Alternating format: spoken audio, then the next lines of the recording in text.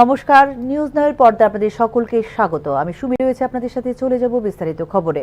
কাশ্মীরের বিষয়ে আমাদের অবস্থান খুবই স্পষ্ট। আমাদের কারোর মধ্যস্থতার প্রয়োজন নেই। যুদ্ধবিরোধী ঘোষণার পর রবিবার আয়োজিত উচ্চ পর্যায়ের বৈঠকে এরকমটাই জানালেন প্রধানমন্ত্রী নরেন্দ্র মোদী। কান্দাহার হাইজ্যাকিং এবং পুলওয়ামা হামলায় জড়িত ৩ জন সন্ত্রাসী সহ ১০০ জনেরও বেশি জঙ্গি নিহত হয়েছে অপারেশন সিঁদুরে বলে জানিয়েছে ভারতীয় সেনা। ভারত ও পাকিস্তান সামরিক পদক্ষেপ বন্ধের জন্য সমঝোতায় পৌঁছানোর একদিন পর রবিবার প্রতিরক্ষা মন্ত্রী রাজনাথ সিং এবং বিদেশ মন্ত্রী এস জয়শঙ্কর সহ শীর্ষ কর্মকর্তাদের সাথে একটি উচ্চ পর্যায়ের বৈঠকে সভাপতিত্ব করেন প্রধানমন্ত্রী নরেন্দ্র মোদী। জাতীয় নিরাপত্তা উপদেষ্টা অজিত ডোভাল, প্রতিরক্ষা বাহিনী প্রধান জেনারেল অনিল চৌহান এবং ৩ বাহিনীর প্রধানই উপস্থিত ছিলেন বৈঠকে। যদি সেখান থেকে গুলি চালানো হয় তাহলে আমরা এখান থেকেও গোলা ছোড়াবো। কাশ্মীরের বিষয়ে আমাদের অবস্থান খুব স্পষ্ট। এখন কেবল একটি বিষয় বাকি আছে, আর তা হলো পাক অধিকৃত কাশ্মীর প্রত্যাবর্তন। এর বাইরে আর কিছুই বলার নেই। যদি তারা সন্ত্রাসীদের হস্তান্তরের কথা বলে তাহলে আমরা কথা বলতে পারি বলে জানিয়েছেন প্রধানমন্ত্রী নরেন্দ্র মোদী। অন্য কোনো বিষয়ে আমাদের কোনো ইচ্ছা নেই। আমরা চাই না কেউ মধ্যস্থতা করুক। আমাদের কারোর মধ্যস্থতার প্রয়োজন নেই বলে জানিয়েছেন প্রধানমন্ত্রী নরেন্দ্র মোদী। অপারেশন সিঁদুর শেষ হয়নি। আমরা একটি নতুন স্বাভাবিক অবস্থায় আছি। বিশ্বকে এটা মেনে নিতে হবে, পাকিস্তানকে এটা মেনে নিতে হবে। এটা স্বাভাবিকভাবে চলতে পারে না। ভারত বিশ্বকে স্পষ্ট করে দিয়েছে যে আমরা ভুক্তভোগী এবং অপরাধীদের সঙ্গে নিয়ে একসাথে চলা সম্ভব নয় বলে জানিয়েছেন প্রধানমন্ত্রী নরেন্দ্র মোদী। বাহাওয়ালপুরে জৈশে মোহাম্মদের সদর দপ্তরের সবচেয়ে বেশি ক্ষতিগ্রস্ত হয়েছে। জৈশে মোহাম্মদ ISI তৈরি করেছে। সবচেয়ে শক্তিশালী অস্ত্র ব্যবহার করা হয়েছিল সেখানে। এটা হলো ভারতের পক্ষ থেকে পাকিস্তানের প্রতি একটি বড় বার্তা বলে বৈঠকে জানিয়েছেন প্রধানমন্ত্রী নরেন্দ্র মোদী। অত্যন্ত নির্ভুলতার সাথে পরিচালিত হয়েছিল আক্রমণগুলি। রহিমিয়ার খান বিমান ঘাঁটির রানওয়ে সম্পূর্ণরূপে ধ্বংস হয়ে যায়। চাকলালায় অবস্থিত পাকিস্তান বিমান বাহিনীর ঘাঁটি নূর খানও ক্ষতিগ্রস্ত হয় মারাত্মকভাবে। প্রতিটি ধাপে পাকিস্তানের পরিস্থিতি আরো খারাপ হতে থাকে। যুদ্ধের প্রতিটি রাউন্ডে ভারতের কাছে পরাজিত হয়েছে তারা, জানিয়েছেন প্রধানমন্ত্রী নরেন্দ্র মোদী।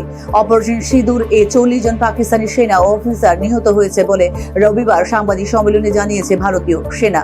এছাড়া কান্দাহার হাইজ্যাকিং এবং পুলওয়ামা হামলায় জড়িত ৩ জন সন্ত্রাসী সহ ১০০ জনেরও বেশি জঙ্গি নিহত হয়েছে অপারেশন সিঁদুর বলে জানিয়েছে ভারতীয় সেনা।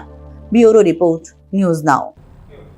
যুদ্ধবিরতি ঘোষণা হলেও সন্ত্রাসবাদের বিরুদ্ধে লড়াই জারি রাখবে ভারত বলে নিজের প্রতিক্রিয়ায় জানালেন ত্রিপুরার মুখ্যমন্ত্রী ডক্টর মানিক সাহা। আগামী দিনে পাকিস্তানের পদক্ষেপের উপর নজর থাকবে বলে জানিয়েছেন মুখ্যমন্ত্রী ডক্টর মানিক সাহা। শনিবার বিকেল ৫টা থেকেই যুদ্ধবিরতির ঘোষণা দিয়েছে ভারত এবং পাকিস্তানের সেনাবাহিনী। বিষয়টি নিয়ে প্রতিক্রিয়া দিয়েছেন ত্রিপুরার মুখ্যমন্ত্রী doctor Manik Saha.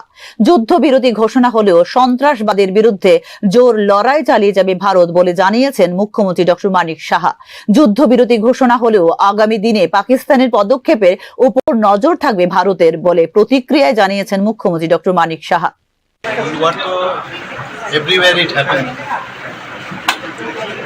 Depends upon circumstances, and internationally also we have to decide. So for time being, already a declaration has been made for ceasefire, and I think against the terrorism or terrorist, our fight will remain intact. But can we believe really Pakistan, when even after ceasefire, yesterday we have seen they have continued sending drones and shells towards India. They have violated. I have also noticed, and ultimately they have withdrawn, and let's see in future what they do. Thank you. উল্লেখ করা যেতে পারে কয়েকদিনের হামলা পাল্টা হামলার পর শনিবার 10 মে বিকেল 5টা থেকে যুদ্ধবিরতিতে সম্মত হয়েছে ভারত ও পাকিস্তান। তবে ভারত ও পাকিস্তানের মধ্যে যুদ্ধবিরতির কয়েক ঘন্টার মধ্যে ফের দেখা দেয় উত্তেজনা। আন্তর্জাতিক সীমান্ত জুড়ে পাকিস্তানের বিরুদ্ধে অস্ত্রবিরতি লঙ্ঘনের কথা জানিয়েছে ভারত। প্রেক্ষিতে শনিবার গভীর রাতে এক জরুরি সংবাদ সম্মেলনে এর তীব্র নিন্দা জানান ভারতের পররাষ্ট্র সচিব বিক্রম মিশ্রে। যুদ্ধবিরতির কয়েক ঘন্টার মধ্যে পাকিস্তান ফের গোলাগুলি শুরু করেছে, যা অত্যন্ত নিন্দনীয়। এর জন্য সম্পূর্ণভাবে পাকিস্তান দায়ী বলে জানিয়েছেন। For the last few hours, there have been repeated violations of the understanding arrived at earlier this evening between the Directors General of Military Operations of India and Pakistan. This is a breach of the understanding arrived at earlier today. The armed forces are giving an adequate and appropriate response to these violations, and we take very, very serious notice of these violations. We call upon Pakistan to take appropriate steps to address these violations and deal with the situation with seriousness and responsibility. The armed forces are maintaining a strong vigil on the situation. They have been given instructions to deal strongly with any instances of a repetition of the violations of the borders along the international border as well as the line of control. Thank you. যদিও সংঘর্ষ বিরতির প্রতি তারা পূর্ণ শ্রদ্ধাশীল এবং চুক্তির সঠিক বাস্তবায়নে প্রতিশ্রুতিবদ্ধ বলে বিবৃতিতে দিয়ে জানিয়েছে পাকিস্তানের বিদেশ মন্ত্রক। কিছু এলাকায় ভারতই নাকি সংঘর্ষ বিরতি লঙ্ঘন করেছে বলেও দাবি করে পাকিস্তান। তবে এই সংঘর্ষ বিরতি চুক্তির মধ্যস্থতা করেছিলেন মার্কিন রাষ্ট্রপতি ডোনাল্ড ট্রাম্প। কিন্তু এবার পাকিস্তানের হামলায় সেই প্রচেষ্টা ব্যর্থ হয়েছে বলেই মনে করছেন রাজনৈতিক বিশ্লেষক মহল। ব্যুরো রিপোর্ট, নিউজ নাও। ভারতের সঙ্গে যুদ্ধ পরিস্থিতির মধ্যে পাকিস্তানকে অর্থনৈতিক সংস্কারের নামে $2.4 বিলিয়ন ঋণ দিয়ে দিল আন্তর্জাতিক অর্থ ভান্ডার বা IMF। সন্ত্রাসবাদ পরিচালনাকারী একটি রাষ্ট্রকে বারবার ঋণের নামে অর্থ প্রদান করে বস্তুতপক্ষে প্রশ্নের মুখে IMF বা বিশ্ব ব্যাংকের মতো প্রতিষ্ঠানগুলি। আয়তনের দিক থেকে বিশ্বের 33তম বৃহত্তম দেশ পাকিস্তান, কিন্তু ঋণের জালে জর্জরিত পাকিস্তানের আর্থিক অবস্থা এখন কার্যত দেউলিয়া। ভিক্ষার ঝুলি হাতে নিয়ে দীর্ঘ বেশ কয়েক বছর ধরে বিশ্বের এ প্রান্ত থেকে ও প্রান্তে ছোটাছুটি করছেন দেশটির রাজনৈতিক নেতারা। সন্ত্রাসী জঙ্গিদের আঁতুড়ঘর পাকিস্তান গত 30 বছরের বেশি সময় ধরে টিকে আছে আন্তর্জাতিক বিভিন্ন আর্থিক তহবিল কিংবা বিভিন্ন দেশ থেকে বিপুল পরিমাণ ঋণ নিয়ে। অথচ বিভিন্ন উৎস থেকে সংগ্রহ করা ঋণের টাকা কখনোই সঠিক কাজে ব্যবহার না করে সীমান্ত অপরাধ, জঙ্গি প্রশিক্ষণ এবং সন্ত্রাসীদের ভরণ পোষণ ও অস্ত্র সংগ্রহের কাজে ব্যবহার করে আসছে পাকিস্তান। ঋণ গ্রহণের সময় একটি দেশকে যে সব শর্ত মানতে হয় প্রতিটি ক্ষেত্রে নিয়ম লঙ্ঘন করে সেই টাকা বিপথে খরচ করেছে পাকিস্তান। গত 30 বছরের মধ্যে টানা 28 বছর ধরে বিশ্ব ব্যাংক অর্থাৎ আন্তর্জাতিক অর্থ ভান্ডার থেকে সাহায্য ও ঋণ নিয়ে চলেছে পাকিস্তান। অথচ বিস্ময়কর ঘটনা হলো রাষ্ট্রপুঞ্জ থেকে শুরু করে তাবর দুনিয়ার সব বড় শক্তির কাছে অজানা নয় পাকিস্তানের সন্ত্রাসী চরিত্রের কথা। মার্কিন যুক্তরাষ্ট্র, ইংল্যান্ড, ইউরোপের বিভিন্ন রাষ্ট্র, রাশিয়া অর্থাৎ সবার কাছে স্পষ্ট পাকিস্তানের সন্ত্রাসী চেহারার স্বরূপ।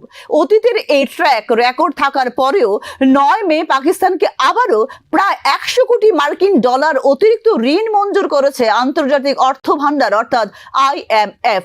প্রতিবারই পাকিস্তানকে ঋণ দেওয়ার সময় সন্ত্রাসবাদে লাগাম টানার প্রতিশ্রুতির কথা আদায় করা হয় পাকিস্তানের মুখ থেকে। কিন্তু পাকিস্তানের এই প্রতিশ্রুতিগুলো কতটা ফাঁপা সেটা লস্কর, আল কায়দা, জৈশে মোহাম্মদের মতো জঙ্গি সংগঠনগুলোকে দুধ কলা দিয়ে পোষা এবং বিনিময়ে ভারতের সীমান্ত পেরিয়ে ধারাবাহিক সন্ত্রাস ও জঙ্গি তৎপরতা চালানোর ঘটনার মধ্য দিয়ে গোটা বিশ্ব জনমতের কাছে দিনের আলোর মতো পরিষ্কার। আর এর সর্বশেষ নজির হলো পহেলগাঁও হত্যাকাণ্ড, যার জের ধরে যুদ্ধ পরিস্থিতি গোটা ভারতীয় উপমহাদেশে। ইতিমধ্যে পাকিস্তানকে এইভাবে ঋণ দেওয়ার তীব্র নিন্দা জানিয়েছে ভারত সহ কয়েকটি দেশ। এই ধরনের আর্থিক সাহায্য আসলে যে সন্ত্রাসবাদকে মদদ দেওয়া এবং পাকিস্তান নামক একটি সন্ত্রাসী দেশকে পুরস্কৃত করার শামিল তা আর বলার অপেক্ষা রাখে না।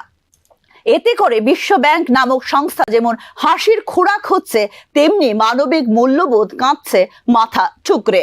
আসলে সন্ত্রাসবাদের জন্মদাতা ও লালনকর্তা পাকিস্তানকে বিশ্ব ব্যাংকের ঋণ দেওয়ার মানে হলো বকলমে বিশ্বের শান্তিপূর্ণ জনমতের বিরুদ্ধে সন্ত্রাসবাদকে শক্তিশালী করা। হতে পারে IMF যখন কোনো দেশকে আর্থিক ঋণ প্রদান করে তখন রাজনৈতিক কিছু বিচার বিবেচনা প্রাধান্য পায় যেহেতু চীন, সৌদি আরব, কাতারের মতো দেশের সঙ্গে পাকিস্তানের সুসম্পর্ক রয়েছে, সেই রাজনৈতিক সমীকরণ মাথায় রেখে এবং উপমহাদেশে ভারসাম্যের রাজনীতির কারণে কোনো অদৃশ্য প্রশ্রয় কাজ করে থাকে পাকিস্তানকে ঋণ দেওয়ার পেছনে। তবে বিগত 4 দশক ধরে যেভাবে সন্ত্রাসবাদ ভারতের আন্তর্জাতিক অর্থ ভান্ডার অর্থাৎ IMF এবং বিশ্ব ব্যাংকের এই ধরনের সিদ্ধান্তের হিসেব গুনতে হবে গোটা বিশ্বকে। Bureau report, news now. Bharat ও পাকিস্তানের মধ্যে চলমান উত্তেজনার অবসান ঘটাতে যুদ্ধবিরতি ঘোষণা করা হয় 10ই মে সন্ধ্যায়। এরপরেও সীমান্ত সংলগ্ন অনেক এলাকায় ড্রোন হামলা চালানো হচ্ছে পাকিস্তানের পক্ষ থেকে। এরই মধ্যে সংসদের বিশেষ অধিবেশন ডাকার দাবি জানিয়ে প্রধানমন্ত্রী নরেন্দ্র মোদীর কাছে চিঠি দিলেন বিরোধী দলনেতা রাহুল গান্ধী।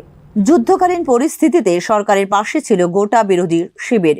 কেন্দ্রের কোনো পদক্ষেপ নিয়ে সেভাবে কোনো প্রশ্ন তোলেনি বিরোধীরা, কিন্তু সংঘর্ষ বিরতি শুরু হতেই মাথা চারা দিয়ে উঠছে একের পর এক প্রশ্ন।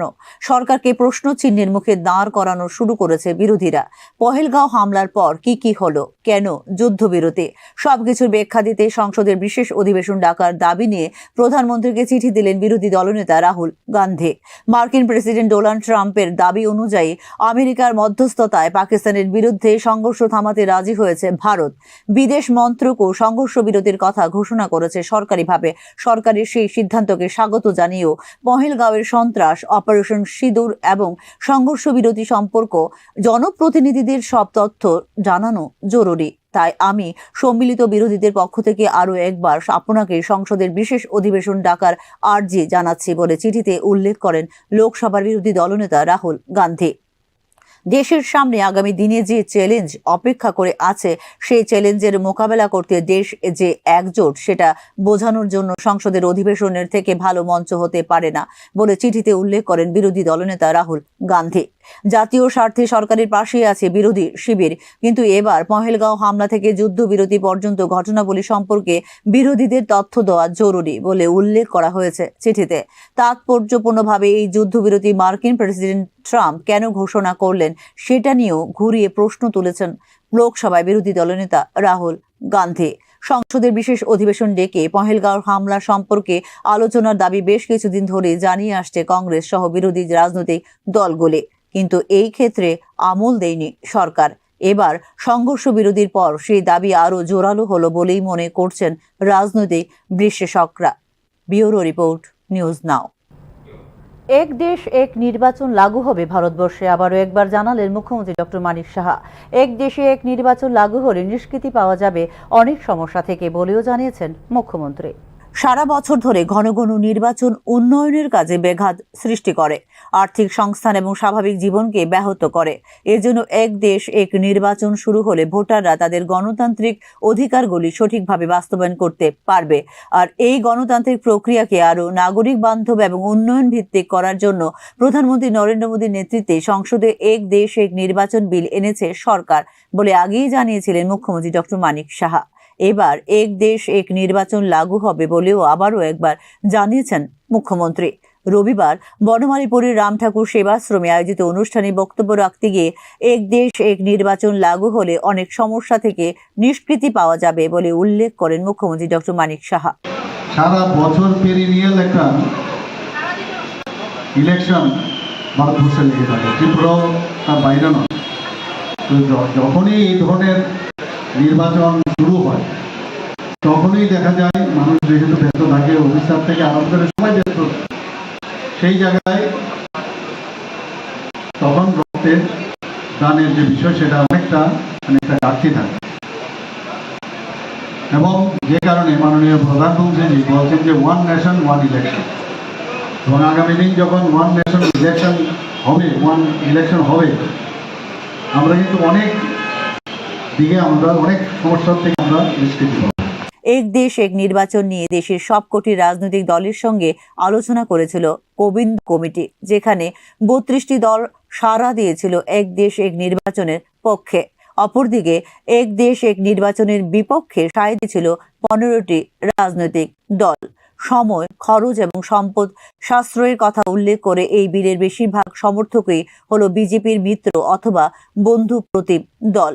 আদর্শ আচরণবিধির কারণে গত 5 বছরে কল্যাণমূলক প্রকল্প বিলম্বিত হওয়ার ফলে ভারতে প্রভাবিত হয়েছে মোট 800 দিনের শাসন ব্যবস্থা বলে জানিয়েছে কেন্দ্রীয় সরকার। ঘন ঘন নির্বাচন দেশের অগ্রগতিকে বাধাগ্রস্ত করছে বলে ইতিমধ্যেই জানিয়েছেন প্রধানমন্ত্রী নরেন্দ্র মোদী। প্রতি 3 থেকে 6 মাস অন্তর নির্বাচন অনুষ্ঠিত হওয়ার কারণে প্রতিটি পরিকল্পনায় ভোটের সাথে যুক্ত বলে জানিয়েছে বিজেপি নেতৃত্বাধীন কেন্দ্রীয় সরকার। তবে যুক্তিতে পিছিয়ে নেই বিরোধীরাও। 90 কোটি যোগ্য ভোটার থাকায় পর্যাপ্ত ইলেকট্রনিক ভোটিং মেশিন, নিরাপত্তা বাহিনী এবং নির্বাচনী কর্মকর্তা নিশ্চিত করার জন্য ব্যাপক পরিকল্পনা এবং সম্পদের প্রয়োজন হবে বলে যুক্তি দিয়েছে দেশের 15টি রাজনৈতিক দল।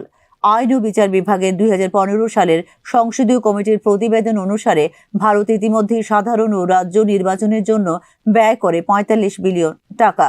প্রতিবেদনে উল্লেখ করা হয়েছে যে যদি একযোগে নির্বাচন অনুষ্ঠিত হয় তাহলে নতুন ভোটদান এবং ভোটার যাচাইযোগ্য কাগজ অডিট ট্রেল বা ভিপিপিএটি মেশিন কিনতে প্রয়োজন হবে মোট 92.84 বিলিয়ন টাকা।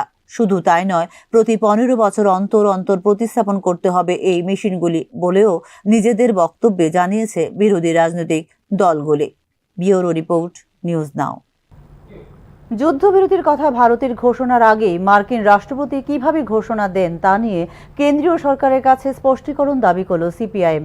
রবিবার আগরতলায় এক প্রতিক্রিয়ায় এই দাবি করলেন সিপিআইএম সর্বভারতীয় সাধারণ সম্পাদক এম.এ. বেবি। ভারত ও পাকিস্তান পূর্ণ ও তাৎক্ষণিক যুদ্ধবিরতিতে সম্মত হয়েছে বলে শনিবার নিজের সামাজিক মাধ্যমে সবচেয়ে প্রথম ঘোষণা দিয়েছিলেন মার্কিন রাষ্ট্রপতি ডোনাল্ড ট্রাম্প। বিষয়টি নিয়ে সরকারি স্পষ্টীকরণ দাবি করল সিপিআইএম। মার্কিন যুক্তরাষ্ট্রের রাষ্ট্রপতি আগে কিভাবে যুদ্ধবিরতির ঘোষণা দিতে পারেন তার জবাব দিতে হবে কেন্দ্রীয় সরকারকে বলে রবিবার এক প্রতিক্রিয়ায় জানিয়েছেন সিপিআইএম সর্বভারতীয় সাধারণ সম্পাদক M A. Baby. Government of India will have to explain as to how the President of United States of America has made the announcement first. A day before US President made this announcement, we all followed the stand taken by the Vice President of United States of America that we don't want to meddle with these things. We want these issues to be settled between the countries. That was what US Vice President stated a day ahead. Then comes this statement from the President of USA. The President of USA is not behaving as the President of USA. He behaves as though he is the President of the world, which is unacceptable. Anyway, now it is for Government of India to explain as to how this kind of a situation evolved. রবিবার অনুষ্ঠিত হয় CPIM Tripura রাজ্য কমিটির বর্ধিত সভায় যোগদান করেন CPIM সর্বভারতীয় সাধারণ সম্পাদক এম.এ. বেবি। সাংবাদিকদের সঙ্গে প্রশ্নোত্তর পর্বে ভারত এবং পাকিস্তানের মধ্যে দ্বিপাক্ষিক বিষয়ে আলোচনার মাধ্যমে সমাধানের উদ্যোগ নিতে হবে বলে প্রতিক্রিয়া জানিয়েছেন সিপিআইএম সর্বভারতীয় সাধারণ সম্পাদক M A. Baby. You see, the position that my party, Communist Party of India, Marxist, has been taking is that on bilateral problems, third-party intervention to negotiate or settle is uncalled for. Bilateral issues are to be bilaterally discussed and sorted out, not taking recourse to military solutions. This has been our time-tested approach. Government of India also used to maintain the position that internationalizing our domestic problems or our problem with our neighbors is unacceptable. We would deal with the problem with our neighbors in a mutually agreeable manner through negotiation. You see, de-escalation is taking place at different levels. Pahalgam হত্যাকাণ্ডের প্রেক্ষিতে ভারত সরকারের operation সিঁদুর নিয়ে কেন্দ্রীয় সরকার এবং ভারতীয় সেনা অভিযানে সার্বিকভাবে সংহতির ঘোষণা দিয়েছিল সিপিআইএম। এই ক্ষেত্রে পাক অধিকৃত কাশ্মীরে সন্ত্রাসবাদী সংগঠনগুলির ঘাঁটি গুঁড়িয়ে দিতে কেন্দ্রীয় সরকার উপযুক্ত পদক্ষেপ গ্রহণ করছে বলে ইতিপূর্বে বিবৃতি জারি করেছিল সিপিআইএম। তবে এই ক্ষেত্রে উত্তেজনার প্রশমনে ভারত এবং পাকিস্তানের মতো পারমাণবিক শক্তিধর রাষ্ট্রের মধ্যে কূটনৈতিক পর্যায়ে আলাপ আলোচনার মাধ্যমে সমস্যা সমাধানের উপর গুরুত্ব দিয়েছে সিপিআইএম। ব্যুরো রিপোর্ট, নিউজ নাও। আধ্যাত্মিকতার সাথে মানবিক মূল্যবোধের যে অন্তর্নিহিত সত্তা রয়েছে তাতে এমন আকৃষ্ট হচ্ছে গোটা বিশ্ব। এই ক্ষেত্রে সাফল্যের সঙ্গে কাজ করছে আর্ট অফ লিভিং বা রবি শঙ্কর ফাউন্ডেশন। শ্রী শ্রী রবি শঙ্করের 69তম জন্মদিন উপলক্ষে ত্রিপুরা অ্যাপেক্স বোর্ডের উদ্যোগে আয়োজিত অনুষ্ঠানে এরকমটাই জানালেন মুখ্যমন্ত্রী ডক্টর মানিক সাহা। আগরতলার গণরাজ চৌমুহনী এলাকার আর্ট অফ লিভিং কার্যালয়ে আয়োজিত হয় এদিনের অনুষ্ঠান।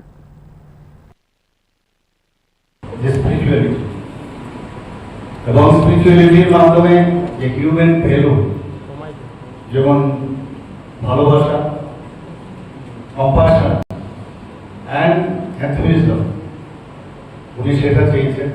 সেইভাবে কিন্তু আজকে সারা পৃথিবীর মধ্যে মানুষ এটাকে অ্যাকসেপ্ট করছে। এবং এটা পার্টিকুলার কোনো রিলিজিয়নের উপর ভিত্তি নেই, বিভিন্ন সব রিলিজিয়নের লোকে এর মধ্যে এটা করতে পারে।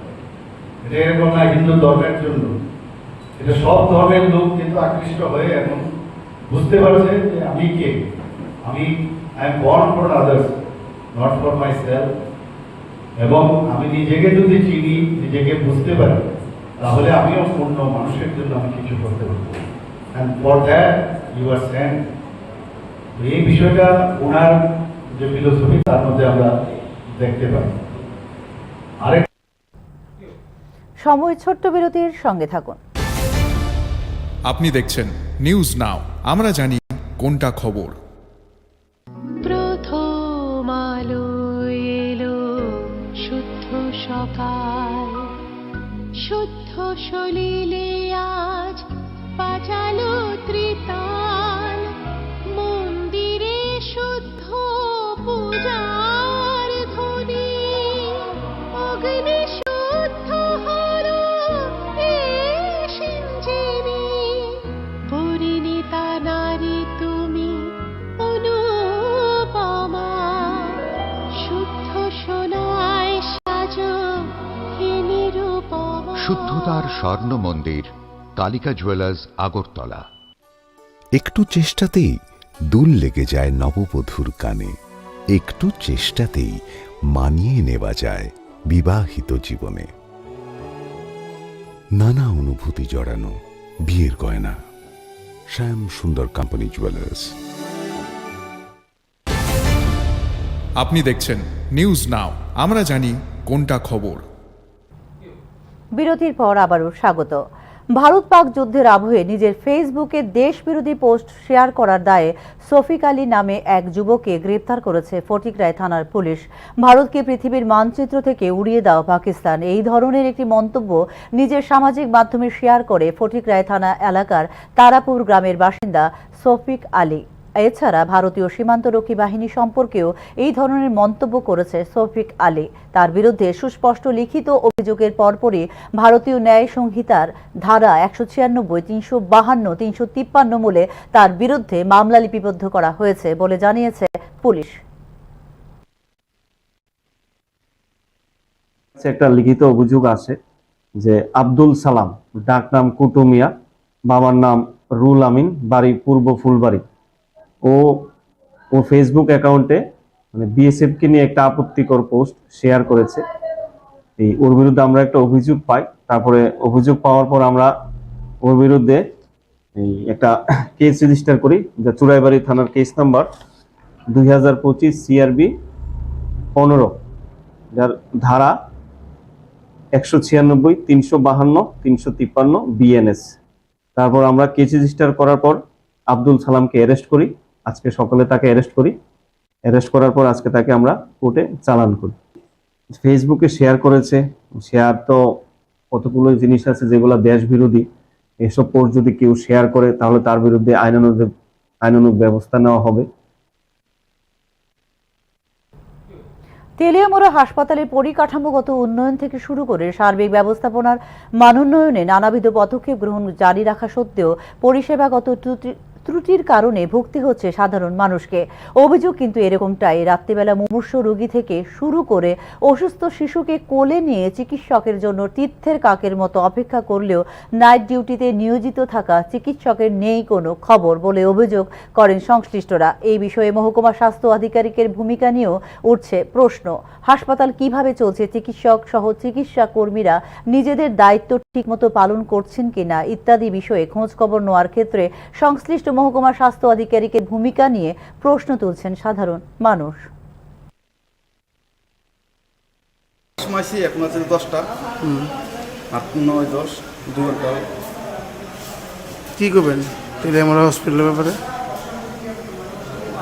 আর কি করবো, যেরকম আছে কপালে এটাই মানতে লাগবে। ডাক্তার কাটা আছে আইসে না কেটে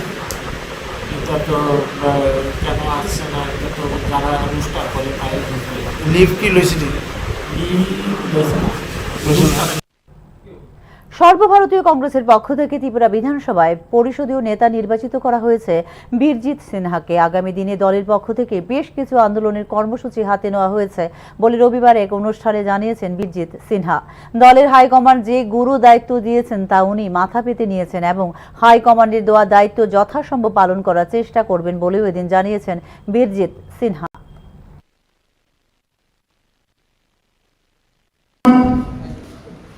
ঠিক করেছেন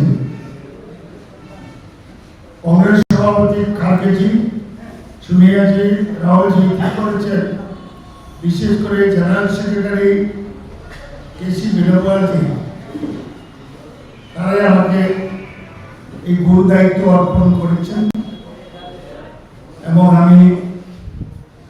তারা আমাকে টেলিফোন করেছেন, আমি অ্যাকসেপ্ট লেটার দিয়েছি। জননী জন্মভূমিষ্ঠ স্বর্গাদপি গরীয়সী, অর্থাৎ জননী ও জন্মভূমি স্বর্গ থেকে অধিক গরিমাযুক্ত। এই ভাবনাকে সামনে রেখে বিশ্ব মাতৃদিবসে স্মরণ করা হলো মায়েদের। মা কথাটি ছোট্ট অতি, কিন্তু যেন ভাই, ইহার চেয়ে নামটি মধুর তিন ভুবনে নাই। সত্যনের ধর্ম থাকুক মাথার পরে আজি, অন্তরিমা থাকুক মম, ঝরুক স্নেহ রাজি। কবির লাইনগুলো পড়লেই আমাদের প্রত্যেকের চোখের সামনে ভেসে ওঠে মায়ের ছবি। মা নামের ছোট্ট একটি শব্দের মধ্যেই লুকিয়ে আছে পৃথিবীর সব মায়া, মমতা, অকৃত্রিম স্নেহ, আদর, নিঃস্বার্থ ভালোবাসার সব সুখের কথা। চাওয়া পাওয়ার এই পৃথিবীতে মায়ের ভালোবাসার সঙ্গে কোনো কিছুর তুলনা হয় না। মায়ের তুলনা মা নিজেই। মা যেন সীমার মাঝে অসীম। রবিবার রাজ্যে পালিত হলো বিশ্ব মাতৃদিবস।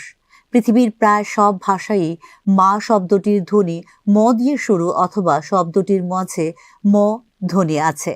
বিশ্বের বেশিরভাগ ভাষাই মাকে সবাই ম ধ্বনি উচ্চারণের মধ্য দিয়েই ডাকে। মায়ের ভালোবাসাকে যেমন দেশের সীমানা দিয়ে, জাতিভেদ দিয়ে কিংবা বর্ণ গোত্রের বিভাজনে আলাদা করা যায় না, তেমনি বোধহয় মা ডাককেও কেউ আলাদা করতে পারেনি। অ্যাসোসিয়েশনের পক্ষ থেকে আজকে মাতৃদিবস উপলক্ষে সকল মাদেরকে জানাচ্ছি আন্তরিক শুভেচ্ছা এবং অভিনন্দন। মা এই শব্দটি আমাদের কাছে অত্যন্ত প্রিয় এবং আমি নিজেও একজন মা। তাই আজকে একটা সন্তানকে পৃথিবীতে আনতে গেলে যে কষ্ট অনুভব করি আমরা, সেই অনুভবকে আন্তরিকভাবে অভিনন্দন জানাচ্ছি, কারণ তার মাধ্যমে আমরা পৃথিবীতে নতুন আলো দেখতে। সে উপলক্ষে আমরা আজকে অল ত্রিপুরা গার্লস স্টেট অ্যাসোসিয়েশনের পক্ষ থেকে আইজিএন হসপিটালে একটু সামান্য মিষ্টি মুখের আয়োজন করেছি, যাতে নতুন মাদের আমরা সাহস এবং অভিনন্দন জানাতে পারি। আমাদের সবার জীবনের একমাত্র ভরসার জায়গা হলো মা, আর মায়ের সম্মানে যে বিশেষ দিন উদযাপন করা হয় তা হলো মা দিবস। মে মাসের দ্বিতীয় রোববার আন্তর্জাতিক মা দিবস হিসেবে উদযাপিত হয়। দিনটিতে মায়ের জন্য বিশেষ কিছু করেন সন্তান সন্ততিরা।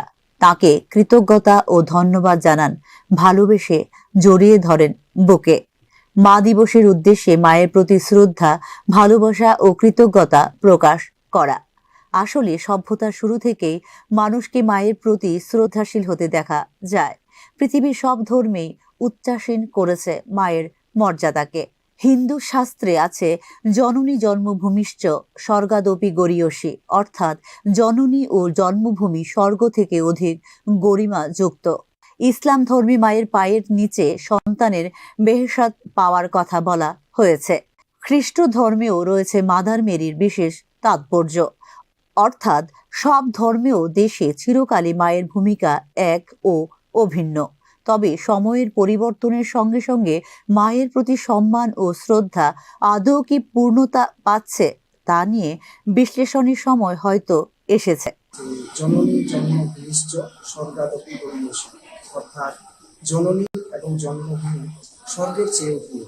তাই আজকের এই বিশেষ দিনে যারা নবাগত শিশুরা নতুন পৃথিবীর আলো দেখতে পাচ্ছেন, যাদের হাত ধরে আমরা এই পৃথিবীর আলো দেখতে পাচ্ছি, সেই সমস্ত জননীদের আমরা অভিনন্দন জানাই।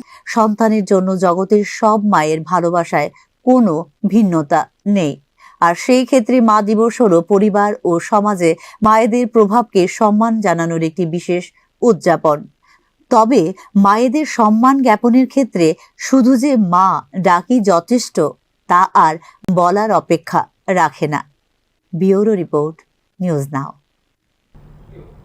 বঙ্গীয় সঙ্গীত পরিষদ পরিচালিত চিত্রকলার চূড়ান্ত বৎসরে পরীক্ষা অনুষ্ঠিত হল রবিবার।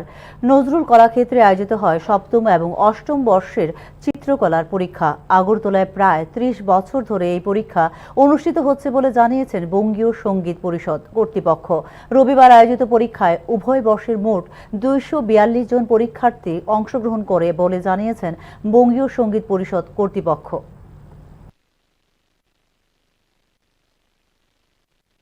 পরিস্থিতি দীর্ঘ প্রায় ১২ বছর হয়ে গেল আমি head of the department of painting আছি। আর এই আগরতলাতে দীর্ঘ প্রায় ৩০-৩২ বছর আমি এখানে পরীক্ষা নিতে আসছি, 7th ইয়ার এবং 8th ইয়ারে, এবং অন্য পরীক্ষাগুলো হয় কিছু কিছু আমরা নিই। আর এই বছর এখানে যে পরীক্ষাটা হচ্ছে নজরুল একাডেমিতে, সেখানে বঙ্গীয় সঙ্গীত পরিষদের যে সমস্ত ছাত্রছাত্রী 7th ইয়ার এবং 8th ইয়ার দিচ্ছে, দুটো শিফটে পরীক্ষা হচ্ছে। অর্থাৎ প্রথম শিফটে যারা 8টা থেকে বসেছিল প্রায় 116 জন দিয়েছে, এবারও 126 জন পরীক্ষা দিচ্ছে। এখনকার মতো সংবাদ এই পর্যন্তই। নমস্কার, শুভরাত্রি।